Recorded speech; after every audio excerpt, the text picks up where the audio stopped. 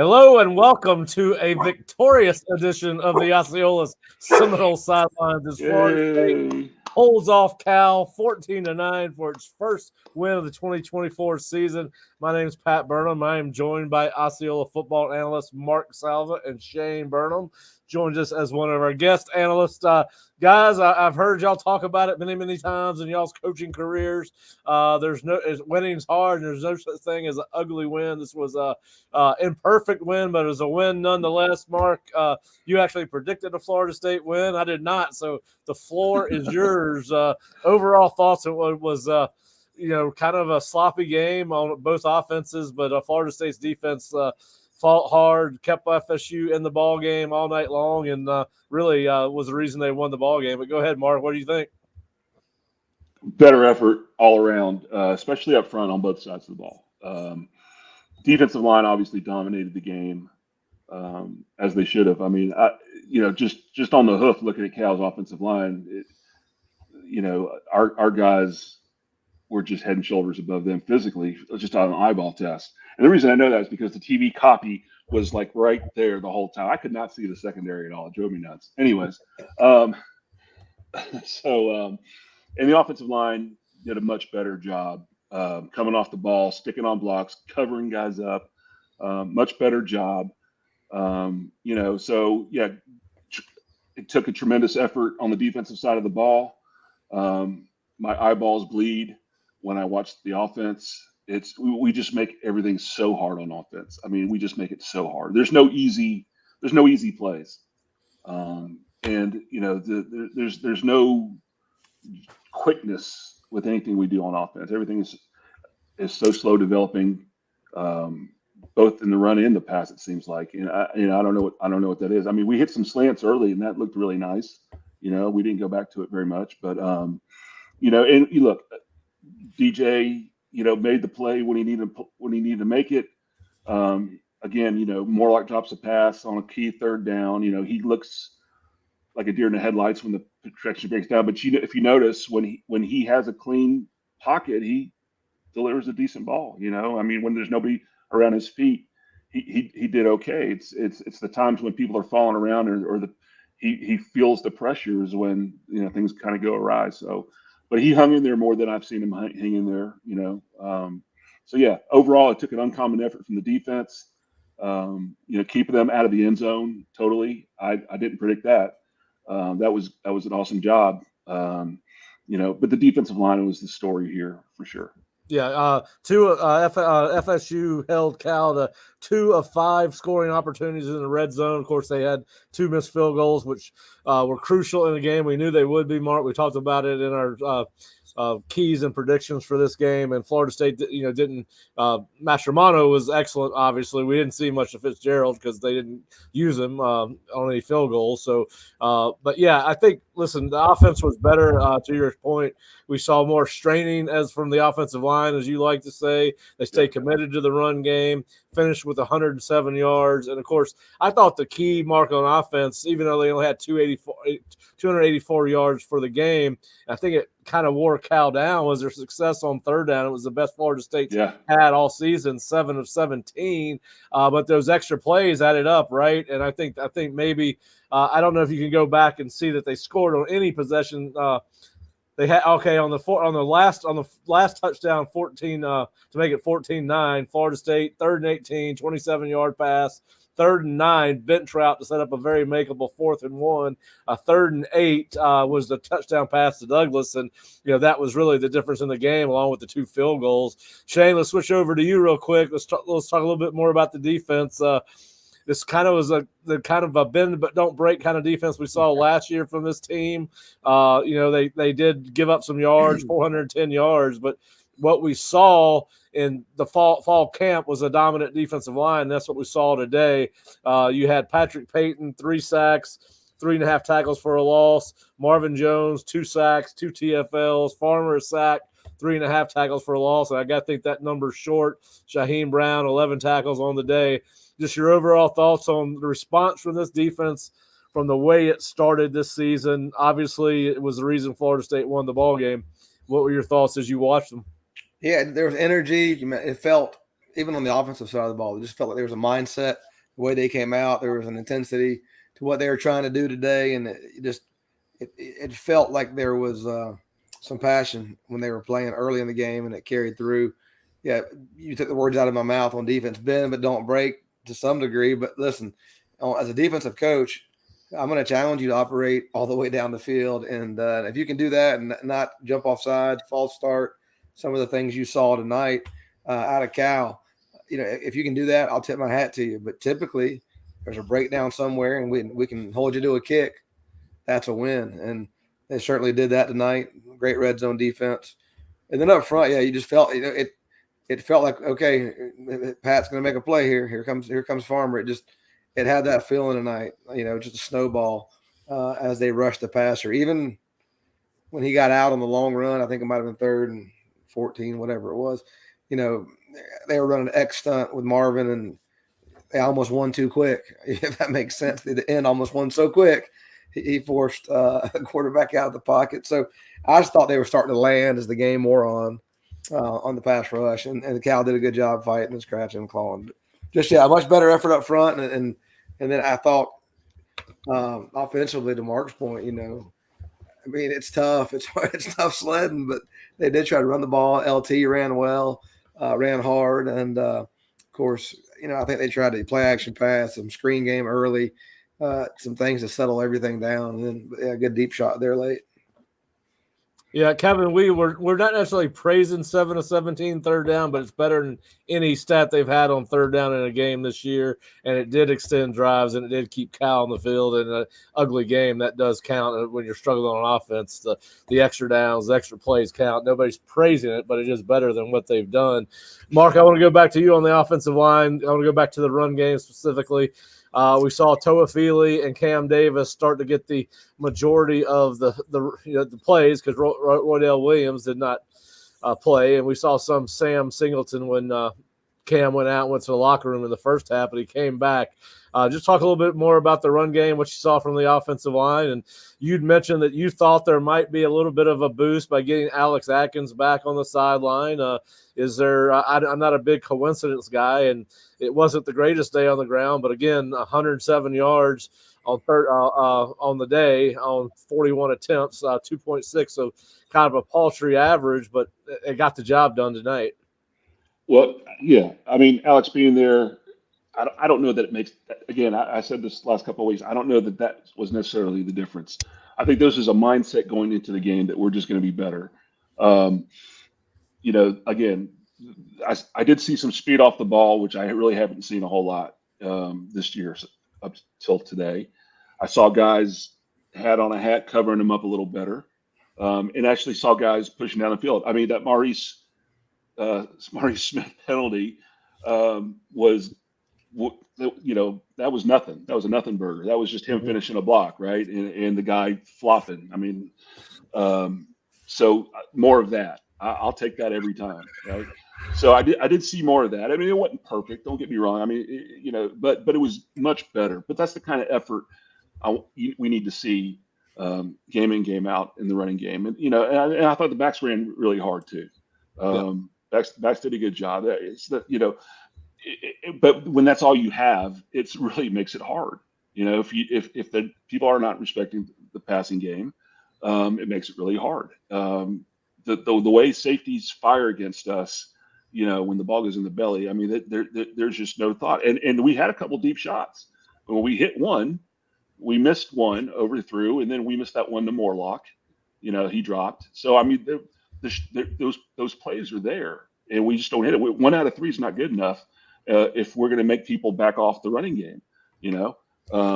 But again, just a better effort all the way around. And again, that was mindset. That wasn't because Alex on the sideline. He's not behind the huddle like in practice, telling them to, with a whip going, play hard, play hard, play hard. He's on the sideline. And even when he's not on the sideline, it's just, I think they just had a mentality to play better, play harder. Yeah, I agree. I mean, I think we saw listen, again, a win is a win is a win, particularly when you're 0-3 and fighting for any kind of traction, and you got a chance to win a couple of ball games here. But I do agree with what you said. I didn't question effort or people straining this game like we have in the past. It seems like the start has gotten their attention, which it should have. Shane, what improvements did you see offensively in Florida State tonight that you have not seen in previous games? What was a turnover? Final turnover. I think it was 1-1. I think it was one interception apiece. So it was a wash. Again, didn't turn the ball over, which was good. That's an improvement over last week, which was an issue, from that second play. But certainly didn't turn the ball over, protected the ball. That's always a positive. I thought they did establish the run early. They leaned on those guys. I thought they did a great job coming out of the gates and doing some of that. I thought they did a nice job setting up DJ early with play action, some max protection, trying to – it wasn't just drop back pass, spread everything out, 10 personnel look. It was more 11 personnel, 12 personnel, some screens. But you know what? I don't like all that counter pulling, play action passwords. We get on too many edges when they do that. Like when we fake a counter, we're going to pull a guy across the formation to pass block, and then he pulls up. Right. The guys get too much on edges on that stuff. I mean, if it's not there right now, he's got to throw it away. Sometimes I think he holds the ball too long. Well, I just thought that's better than trying to, spread everything out. I felt like and just make him play quarterback. If that makes sense. I get it. I understand. And look, let me say this too. I was on Jalen Early last week. He did not play very well. He played much better today. Keandre Jones sighting. I think he started the game. He did, and he was mashing early, So so there's some the individual and having Darius back really helped. Obviously, I think they all played a pretty decent game. I didn't see any egregious anything up front really. Yep. I thought going to tempo too early. I think that's good. Yeah. Again, going back to game one when there was no tempo, I think that helps. It helped them get in the flow early. And I'm going to go back to the third down comment. As a defensive coach, all right, maybe third down was 7 for 17, but if that 7 for 17 includes the 3rd and 8 that got you 7, that allowed fourth down to be successful. Yeah. That's actually, I know it's a 7 for 17, but it's really 8 for 17. 8 for 17, because that sets up the possession down on fourth down. Well, and my point was they had not been doing this all season. They have not been converting any third downs. So I think they converted 2 the week before. So you can. And at one point they were like 5 for 8, I think, right? Yeah, I mean when you're 0-3, you're looking for any signs of improvement, and that is one of them. And it happened to be something that, at the end of the day, in my opinion, played a role in Cal wearing down and not being able to stop. There were a couple of sustained drives in the second half, if I believe, by Florida State. The third drive of was 12 plays for the score. Again, 3 third down opportunities. One which did not count because it was 3rd and 9, ended up being 4th and 1. But when you got a 255-pound quarterback, it puts you in a really good situation. So yeah, I think I do think that made a difference, and I think they also did a good job of. At least in the first half, I think the time of possession was 19 minutes for Florida State versus 11 for Cal. So that's kind of what those third down opportunities do for you. They allow you to wear that other defense down. I don't know what the total time of possession ended up equaling out over the course of time. Over the end of the game, it ended up being 30-41 for Florida State, and Cal 29-19. So they kind of made up for it in the second half. So I do think that made a difference. All right, so listen, still a lot of consternation about DJU, 16-27 for 177 yards, 1 touchdown, 1 INT, which was a bad throw. Obviously, Mike doubled down. He's going to start DJU. There's no doubt about that. Well, how do you build off this performance on offense moving forward as you get ready to go play a SMU team that, oh, by the way, figured out a way to find its offense today? And not that matters when we're talking about FSU's offense, but they beat they put 66 points on TCU this evening for a 66-40 something win. It was kind of similar to the North Carolina game. But what do you take out of this from a positive standpoint if you're Mike Norvell and Alex Atkins, and try to build off of it and continue to add good days to your, better days. They still haven't broke 300 yards in a game, which is shocking in a Mike Norvell offense. But there has to be something as a coach you see to build off of, whether it's with DJU or the offense as in its totality. Well, the thing was, I'd be curious to see how many of those third downs were 3rd and 5 or less. That's the first thing. I think winning on first down with the running game or the play action, easy completion, I think it is so key for DJ. If he has to sit back there and hold the ball, because our offense, our passing game, our routes are so long developing. They take forever. And part of that might be the receivers. I don't know, but for whatever reason, it takes forever. And that, to me, makes it so hard on DJ because he's not a guy that's going to anticipate throws. He's not a guy that's going to, he waits for guys kind of to break open. Now, I will say that one he threw to Ja'Kai Douglas, that was a little bit of an anticipated throw. And the reason that thing looked so whatever is because Kyle Morlock stopped running. He's running a clear out route. They're running a clear out with Morlock and an in cut with Ja'Kai. And Kyle stopped running, and it kind of brought everybody close. It looked a lot more covered than it really was. The other thing too on the touchdown pass, when you go back and look at it, go look at Toa Philly on the other side. Toa Philly's running a wheel route on the other side, and he is nobody. The linebacker and the corner run into each other, and he is free down the sideline, wide open. He completed the harder of the two throws actually. So I guess my point is there's opportunities out there, and the more he sees it, the more he gets familiar with the offense. Maybe just the finding those things he can do. Go back and look at it. Is where did he really put the ball in good places? What kind of routes? What did he like? And build off of that.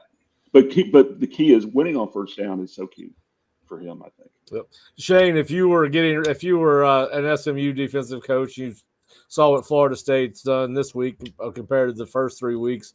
What do you think they'll try to build on offensively as they get ready to go to Dallas next week? If I'm an SMU defensive coach, or what are you thinking you're going to see? What do you think they're going to try to build on off this game? Oh yeah. Well, I think they got to continue to find ways to run the ball, and that's how they're going to find success throwing the ball. In the way they're constructed right now, that's how they're going to find success. So they got to find a way to continue to run the ball, whether that's 12 personnel, which there was a lot of 12 tonight. Whatever that looks like. Still, there's not obviously DJU is not much of a part of the run game right now, but they got to build on that. And then continue. They threw a reverse in there early. I don't know. Do things. Be creative. If I'm Mike, I'm thinking, okay, when you think of personnel groups, you're thinking, the whole thing about personnel groups is you want to try to get your best players on the field to do what you want to do. And I don't know necessarily 12 personnel is one of our best personnel groups. I mean, you've got our tight ends are not the best, right? Morlock is serviceable, but then you start going down the list with Courtney and all our other tight ends. And, I don't know that's our best. Really, our best guys are our backs. I mean, I wouldn't mind seeing more, 2 back sets, two backs, 3 receivers, stuff like that. I mean, and we've done that in the past. We used to do it with Jaheim Bell in the backfield, but why not do it with Toa Philly and Cam Davis or Roy Dell? I mean, I think stuff like that, if those are our best players, getting our best players on the field, to me, it is also key. But what else that does is that shores up your protections. If you think a blitz is coming and you got 2 backs in the backfield, you got 7 blockers all of a sudden. And if you got 7 blockers and we can't, and they're bringing 6 or 7, and we can't win outside, then there's nothing you can do there, right? Yeah. So if I'm FSU, I'm finding ways to get our best players on the field, and I'm not sure 12 personnel is the way to do it. Well, if you want to go 20, that is 11, right? I mean, everything you do out of 11, you can do out of 20. Split zone, it's exactly. Counter. As long as you feel good about that guy in the run game, putting a hat on somebody, he's going to have to get up on the second level and climb to a linebacker. As long as you feel good about that, but that's something you can do. I just think they got to find ways to run the football because I just don't think they can, sit back, drop back, and beat anybody now. So they got to be creative and find ways. I thought unbalanced showed up a couple times tonight. Yeah, those type things where you just maybe can drill trying to find way, throwing stuff up against the wall, see what sticks. That's kind of what we do. Yeah, moving over to the defense, Mendoza for Cal still threw for 300 yards, but it didn't seem the coverage breakdowns didn't seem to be as many tonight. I think they did a better job of keeping things underneath them as a defense, not letting people get past them. Tackling was a little bit better. Still too many third and long makes for Cal. They didn't make but 5 of 15, but they were some crucial third and fourth down makes. What were your overall thoughts on how they did in coverage? We didn't see the linebackers get picked on a lot underneath. We didn't see safeties get picked up underneath as much as we have in the past. Again, he completed 61% of his passes, which is 10% below his season average, but still 303 yards. But it seemed like maybe the fact that they were able to get 7 sacks and 12 TFLs, maybe that made it seem like a more dominant performance than it was, particularly because they did so well in the red zone. But it did seem like, even though they gave up 300 yards, that in the air, it did seem like they played better. I know that sounds funny to say. No, they definitely felt it played better. I think anytime you can TFL, sacks, TFLs, any offensive coach I know, when you get them off schedule, man, it negates all those big plays that they gave up chunks, right? There were some second down chunks. There were some first down chunks. There was probably, I don't know how many plays over 10 yards there were, over, however you define it, explosive, over 10, over 12. It felt like there were several, but then again, when you cancel those with the negative plays, it's a game changer. So I felt the defensive line tonight in coverage. If you let these guys stand next to you, if you don't create some off looks, some off coverage looks, then Fintrell is really long, right? Shaheem is really long. Over there, AZ is really long. And if you don't find a way to get these guys off, they're going to play tight coverage at some point. And if you start rushing the passer, and so you got to be creative versus what Florida State and Adam and those guys do on defense. And I think the more they communicate through these issues, get more reps every week, they're starting to, play through some of those growing pains. Yeah, Cal's average distance on third down was 3rd and 7. They were 3 of 8 on third and longs, 9+ yards or more, 0 for 2, third and short. So the only really that they didn't have any success really on third down. 6 of 8 for 73 yards, third down passing. I think only 3 of those 5 success. 3 of those passes went for first down. So I really seems like they did better. I mean, there was not, I was worried about Jade not being able to take advantage of some of these linebackers coming out of the backfield. He's one of the most explosive runners in the country, at least coming out into this year. He led the league in Pac-12 in rushing its last year. They seemed to kind of shut him down in the passing game. So listen, most of their yards are in passing were to their receivers. You saw 10. The tight end had a couple of big catches. Mark, what were your thoughts on what you saw from the defense as far as coverage was concerned? They caught us on a slot fade a couple times, right? They caught us on that one with Nicholson covering out. Was that the tight end that went in motion, lined up outside? That was a tight end, right? He was near it. But I'm surprised they didn't go back to that more. Mm-hmm. They hit us on a couple, and then they hit us on those crossers, man. And at the time, before the fourth quarter, but at the time when they were kind of driving a little bit, and when they start hitting those long developing crossers, we weren't getting a pass rush at that time. And I turned to my wife. I'm like, man, if we don't start getting a pass rush, I'm afraid, this could turn out bad. And pass rush showed up in the fourth quarter for sure. Quindarius, made some plays. God, that guy's long, isn't he? Yeah, 6'1", 6'2". He's my favorite recruit in that class that he signed. I think that's 2 years ago. On the fourth drive of the game, Cal's fourth drive of the game, 1st and 11, pass broken up, Quindarius. 2nd and 11, pass broken up, Quindarius. 3rd and 7 to force him to punt, pass broken up, Quindarius. He dominated that particular series. And when obviously our man Mastromanno had done a great job of pinning them down in their own end zone. It got the ball back on a short field. Unfortunately, Florida State couldn't take advantage of it, but we're starting to see some things out of him as Edwin Joseph. Really good. Edwin Joseph with the pick, right? That was nice. That was a nice play. So those young guys starting to feel it a little bit. That's exciting. And look, the tackling could be a little bit better coming from some of those guys. It still drives me crazy. We reach. I mean, if I'm being hypercritical here, the way we arm tackle just drives me nuts. I wish we face them up a little bit more, but Mark, enjoy the win. Enjoy the win. I'm just saying, I know. I'm looking at our comments, and everybody feels exactly the same way you do. I keep on play the younger guys. Brock is more going back to DJU, and I get it. Listen, this offense is hard to watch, but it was a win, man. I mean, I don't want to. I'd rather do this show after an ugly win than an ugly loss. I'll take it. But I mean, I've said this. I said this going into this week. I wrote about it in Takeaway Tuesday. I don't see the solution to this offense. I mean, I don't. But you got the defense. You might find yourself in some other games this year where the defense can win a ball game for you. It should almost won for you last week. And I do think if you're looking for something positive, we talked about this at the end of last year, right? When the offense was bad after Jordan Travis, the defense gave you a chance to win games, and they won the AC. They carried the day at Florida. They carried the day at in the ACC championship game. And right now, if you're a Florida State fan, you've got to hope that your defense shows up like this each and every week, because against some of your opponents that you're going to play against, SMU, now North Carolina, who got showed as a fraud today, Charleston Southern, Florida.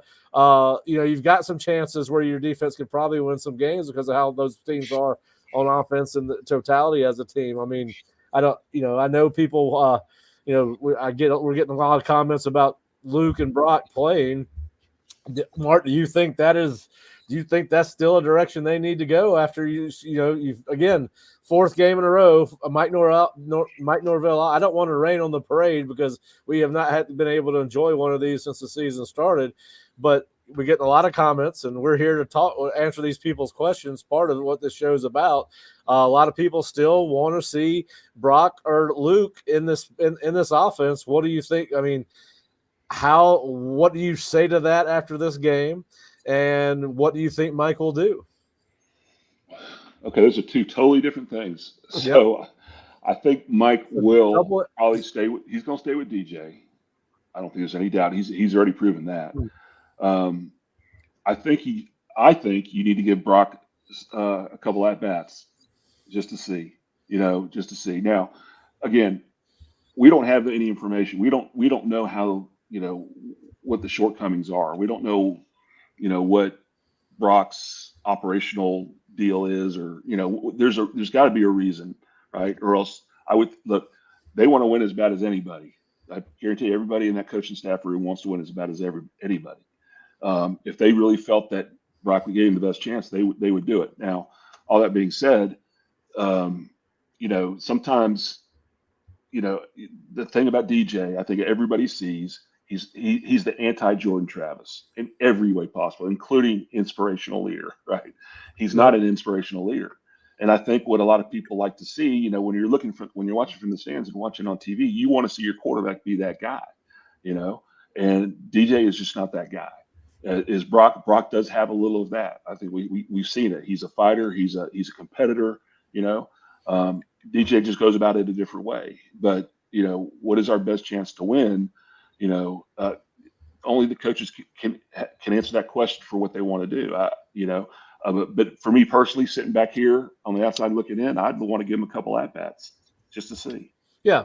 Listen, I was kind of surprised in the first half when they got bogged down. They had the first drive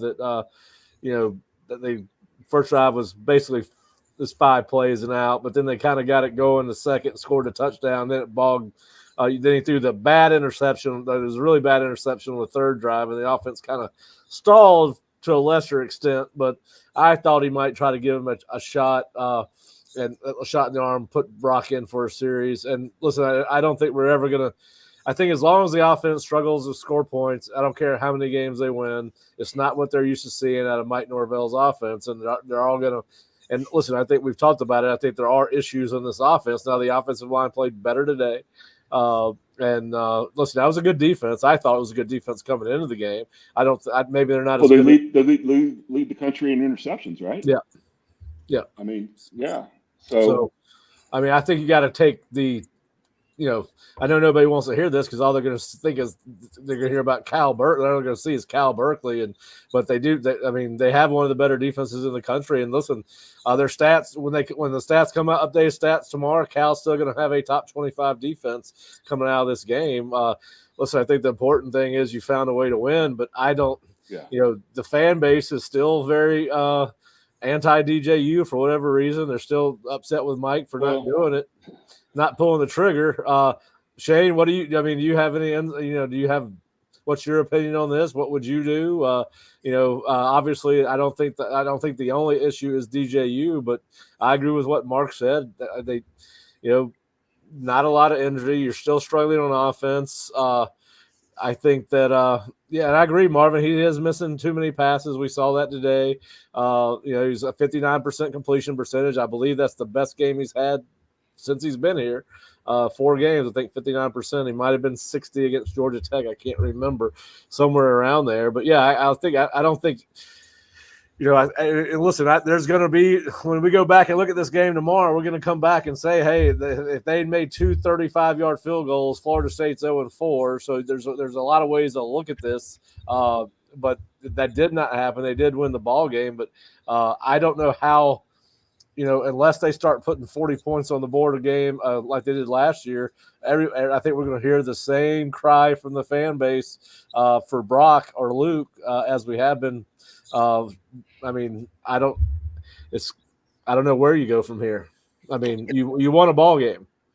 Yeah, I agree with Mark. I agree with you guys. I don't think, it's not like you're trying to save a red shirt with Brock, right? I don't believe you are. Right.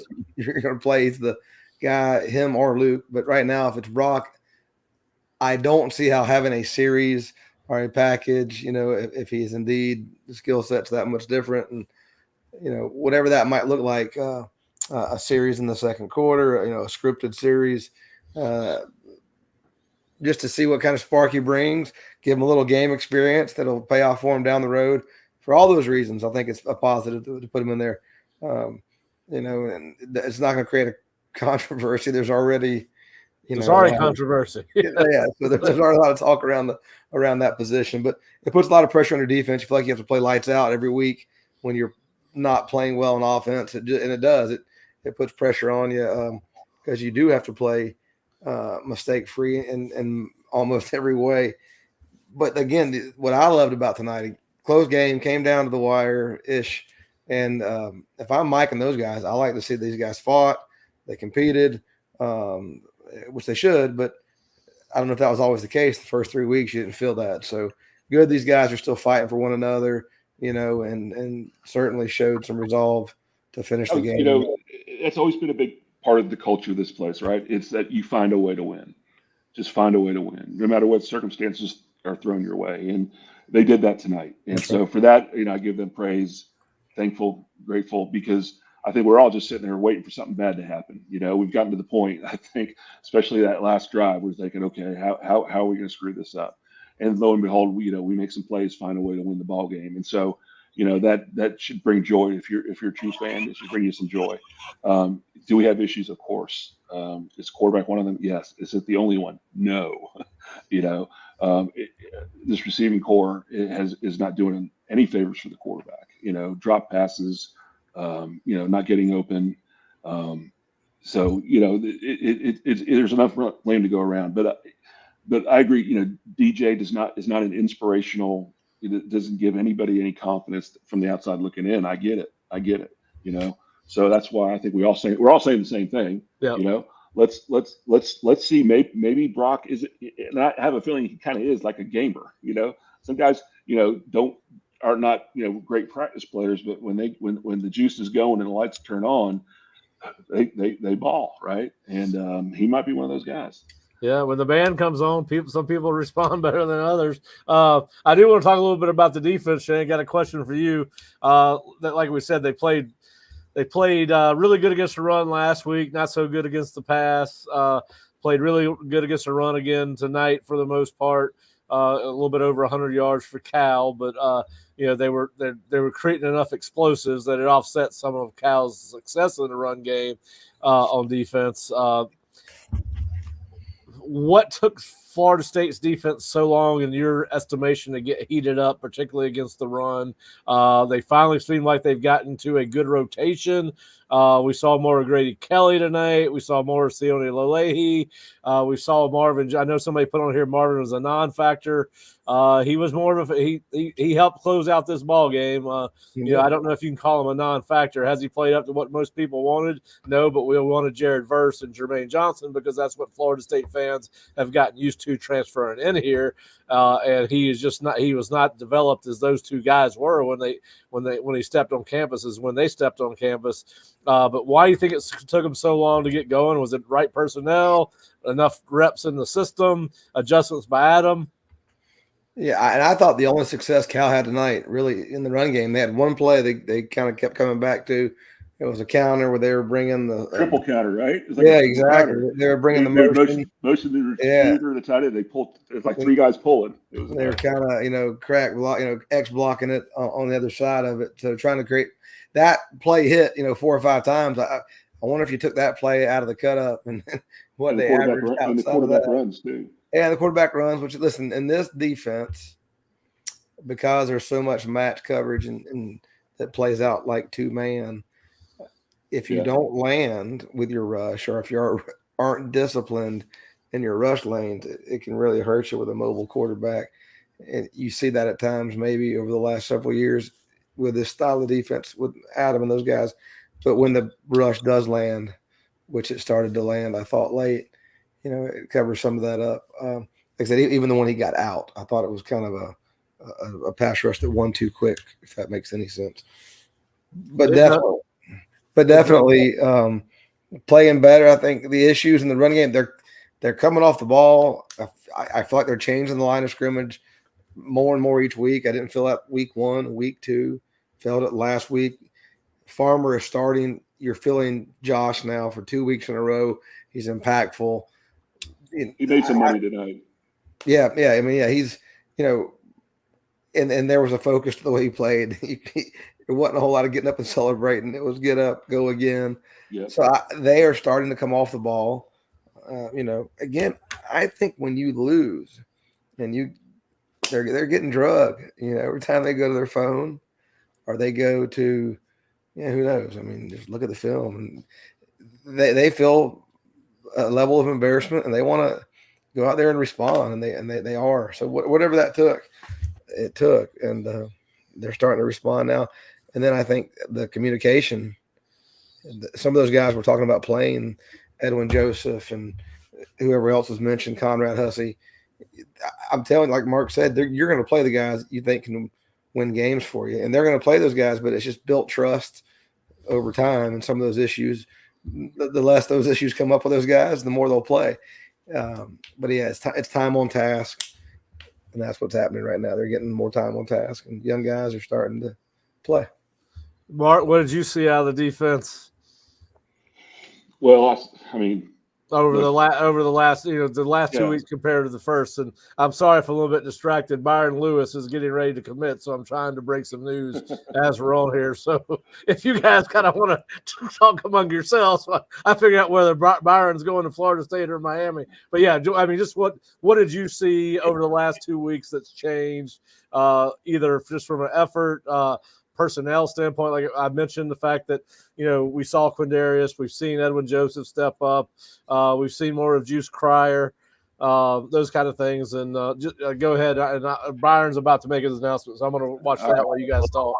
All right, so I'll and I don't know, Shane, I don't know if you agree with this or not, because I think defense more than offense, you have to play as a cohesive unit as a whole. I mean, on offense, you can quarterback and receiver, they can make a play. But defense, everybody has to do their job, Everybody has to do it be in the right gap. Everybody has to cover the right guy. Secondary needs to make the right reads. The safety's got to come down on those crossers, without giving up so much has to happen as a cohesive unit. And it doesn't happen overnight, with all the young guys, number one, learning the defense and then having to learn each other, learning where they're supposed to be, how they're supposed to be, when they're supposed to be, all that stuff kind of takes time. And, in these first two games, I think you saw a lot of individual plays and some individual errors that show up big for big plays. And the first game, against Georgia Tech, I think we all said that, the offensive line, the defensive line was getting moved off the ball. I think a lot of that too was not just they're holding their gaps, but the fills weren't exactly right. So there's some nuance there in the defense that wasn't happening. I think today it really clicked much better. Guys, I made the comment in the first 3 weeks, we consistently were getting out leveraged, guys were getting reached, we're losing contain too much. Guys were not in the right spots. That went away today, and so I think it's just like Shane said, time on task, guys playing together more reps, more game time for these guys. And the more that we, look, the way that our defense last year played at the end of the year was outstanding. And I think that's kind of an example of that, the more they play together, the better they get. And I think defense, that really happens more than anything. I think that's a big part of it. No, you're right. 90% execution could be 100% failure. So there's no doubt. That's exactly right. That's what that can be on that side of the ball. And then the communication that was showing up early, whether it was young guy, old guys, it wasn't just a case where they were, when you watch the tape, somebody was communicating. The other side wasn't necessarily communicating back, which I guess that means there's not communication. But but yeah, again, failure is a great teacher. It really is. When you fail, and you remember those things, and they leave an impression on you. So, well, if you have the right kind of guys, growing pains. When you have the right kind of guys, when your back's up against the wall, when you've been publicly embarrassed, you're going to respond. And I would have been surprised if these guys didn't fight back. And I think they'll continue to fight all year. Look, it's going to be a fight. Every game is going to be a fight this year, maybe with the exception of one or two. But it's going to be a struggle for us just because of the issues we have on offense, for sure. Defense is going to have to carry the day for us, and the running game is going to have to carry the day for us, which we knew that going into the year. We just didn't think it was going to be to this extent, right? So anyways, go ahead, Pat. Yeah, we got some breaking news. If y'all can hear me, I don't know if you can. I'll turn my mic off for a second. It's new. But Byron Lewis, 4-star running back out of American Heritage High School, has committed to Florida State tonight. Is one of the more he had a cake, guys, in the shape of a heart, a small cake, and somehow they had something over the Seminole head that they burned off, and it was burning off. It must have been wax or something. The Seminole head shows on top of his cake. So a good night for Mike Norvell. He gets his first win of the season, and then lands probably they needed this kid. They needed some momentum on the recruiting trail after losing Ilson and Charles last week. So you get Byron Lewis on the same night you get your first win of the year. So a good night for Florida State. And we will actually be posting our commitment story here momentarily after I get off this show, and we will get that up with Fish's breakdown of Byron Lewis. But Florida State wins twice on Saturday night with Byron Lewis committing. So that's good. Now, what was a good football talk I missed when I was doing recruiting work? What did I miss when I wasn't paying attention to anything you guys were saying? We just said 90%. Shane said it. 90% success on defense equals 100% failure. Basically, is what we said. Yeah. Well, Marvin, you're welcome. I do my best. I don't usually hear that very much, so I appreciate that. And of course I think Marvin, Florida State made your day, and Byron Lewis made your week. But that's big news for Florida State. Nail down Byron Lewis. All right, so Shane, let's just talk about both of you been in these locker rooms before. What do you think? How relieved, how happy do you think they are in locker room tonight, Mike, the staff. I mean, again, I know they're not going to be happy, particularly on offense, with the way it looks once they break down the film and realize that they didn't put a lot of points or yards on the board, but they did enough to win. And right now, that's got to be the only thing that matters. Well, it's the only thing that matters every week, really. But we live in a world where optics matter, and we're still going to hear from the fan base that they didn't look good on offense, all those things. But what do you think it's like in that locker room, in that building, and how does this group build off this? And that's questions for both of you. Yeah, as a coach, you're going to be hypercritical on Sunday or maybe a Saturday night when you're grading that tape at the house when you can't sleep. So trust me, you're going to be plenty critical. So you're going to love this, enjoy it. It's a great shot in the arm. There's no elixir like winning. So, let these kids enjoy it. It's been a long time. We got to go back to the ACC championship game since you've had that experience inside a locker room. So, that's what it's about. So, 24-hour rule, you join it tonight and you come back tomorrow and get ready to go to Dallas. But, I think you just you build on persistence and perseverance and all those lessons you try to response and all those things you've been trying to instill in those kids. You just keep talking about it and praise them for doing it tonight. Yeah, yep. Shane, you're probably a lot like me as a coach. When you lose, you are hypercritical, but there's no better way to get your point across than when you win and you can point out and show the opportunities the next day, right? So, we won, but look, we still have all this opportunity out there if we just do what we're supposed to do. Sometimes when you lose or you're on the schneid like we were the last 3 weeks, you just keep beating down. It can get overwhelming sometimes for the players. They start pressing. But being able to be critical like that after a win, I think gets a lot more mileage. It's paid a lot more attention. Because they don't quite feel so bad. Like, coach, we won the game. But here's the opportunity, right? Here's the opportunity. If you just do this, we win it by more. You play better. We're going to be better. We got to build on this. This is how we build on this. We build on this win by eliminating these mistakes or these opportunities or taking advantage of these opportunities that we had that we didn't take advantage of. So for sure. And everybody feels better for sure. Yeah, you can always coach them harder after a win. You're right. That's when you got to do your hardest coaching usually because you got to get their heads out of the clouds and all that stuff. But it's just good. It's just a good feeling to go in there and for the young guys that are playing, the Edwin Josephs who got who made a play or whoever else that was a Cam who showed whatever he got dinged up came back. Jalen Early. I don't know. It's just they're going to practice better next week. They're going to come back on tomorrow, Tuesday, Wednesday. There's going to be a pep in their step.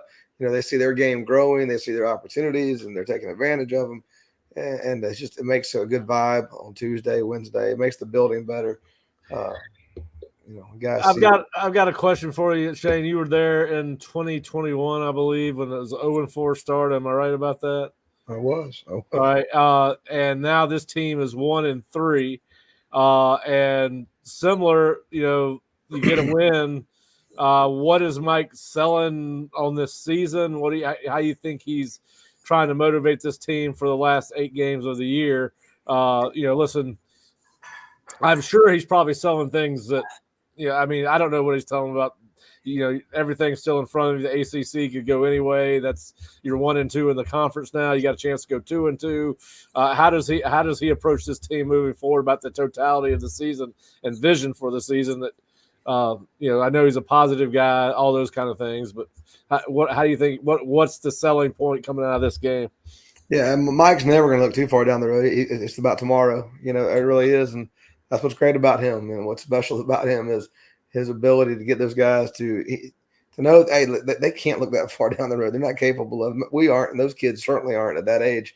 But he does a great job getting them to understand it's about today. What they do today, and wake up and wash, rinse, repeat, and that's where he's special.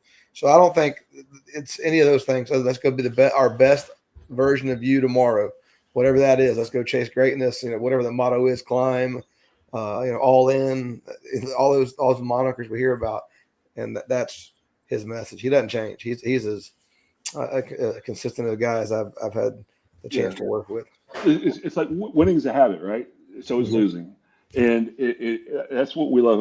What I love about Mike too is that let's win today, and we stack days and keep stacking days, stack a winning day on top of each other. It becomes a habit, and so that's the only way in this business. That's the only way you can approach it, because if you get caught looking down the road, that's where you get in trouble.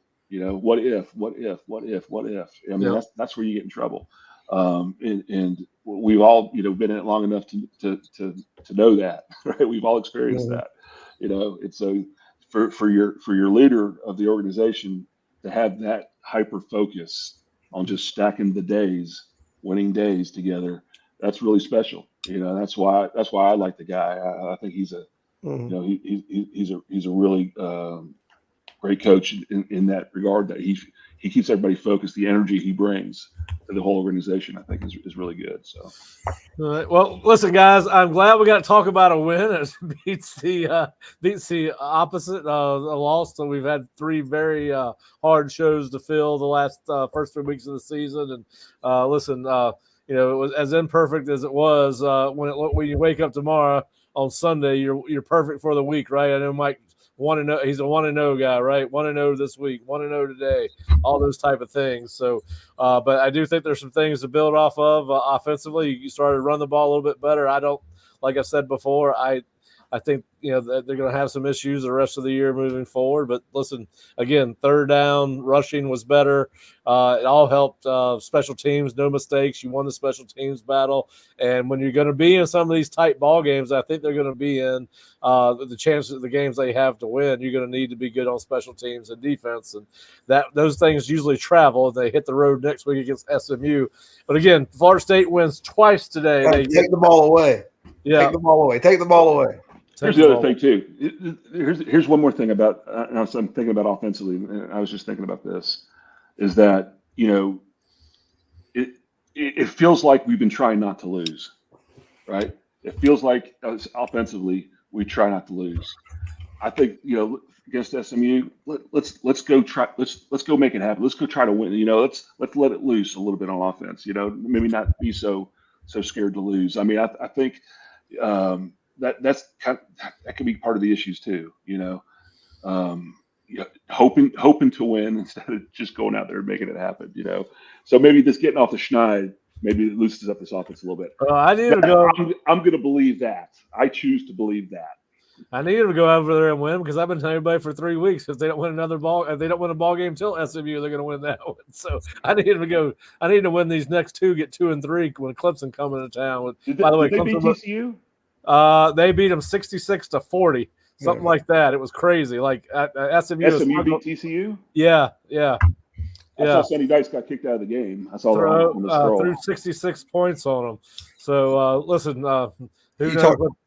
you talked about winning and losing being a habit. I was just thinking about the D-line. Sometimes, like Josh and Pat, you start playing good and you start, Yeah. Sometimes those guys get on a roll too, man. You get a little hot streak and. Well, both those guys got on a hot streak tonight. Florida State needs it to continue, particularly if they're going to be in these games where they're going to have to win it, trying to hold people in the teens for points, which looks like it's going to be right now based on what we've seen from the offense. But listen, offense did well enough to win against Cal. Defense was obviously a big part of that, and so was Alex Mastromano. Who pinned them 3 times inside their 24th long fields. We knew average starting field position in this kind of game was going to be important, and it was. But listen, I know Mark and Shane, I know you got other things to do. It's late night, and Florida State does get its first win, 14-9 over Cal. Then about 30 minutes after the game, they get a commitment from 4-star running back Byron Lewis. They beat out Miami and Georgia for Byron. He is one of the better players in the state of Florida, if not the nation, and he's a guy that will be able to come in this running back room next year and compete right away, we think, with who Florida State's going to lose. Roy Dale will not be back next year, of course, as a senior, and neither will Lawrence Toafili. So that was a big get on the recruiting trail for Florida State. If you're not an Osceola subscriber, please go check our post-game coverage out at theosceola.com. If you don't subscribe to the Osceola YouTube channel, please do so before you log off. Sign up for the notifications so that you know when we're doing these shows. We will be back on Monday night at 6 p.m. with another roundtable wrap-up of the game after we've had the benefit of watching the game again.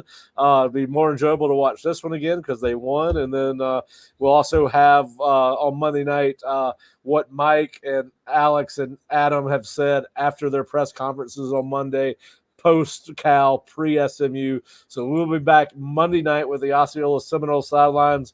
Listen, go enjoy this victory. If you're listening to us, they are hard to come by, as my brother Shane always tells me. Winning is harder than most people think, and FSU did get a very important win and has a very good chance of making it 2 in a row next week against SMU, and then we'll see what happens after that when Clemson and Miami and North Carolina and Notre Dame come on the schedule. But momentum is a big thing in sports, and Florida State is starting to build some with this win. They needed it badly. They got it, and that's the only thing that matters.